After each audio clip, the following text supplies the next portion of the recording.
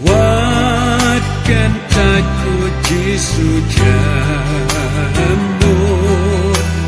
Sokayam jonga Haba medang patyaki way What can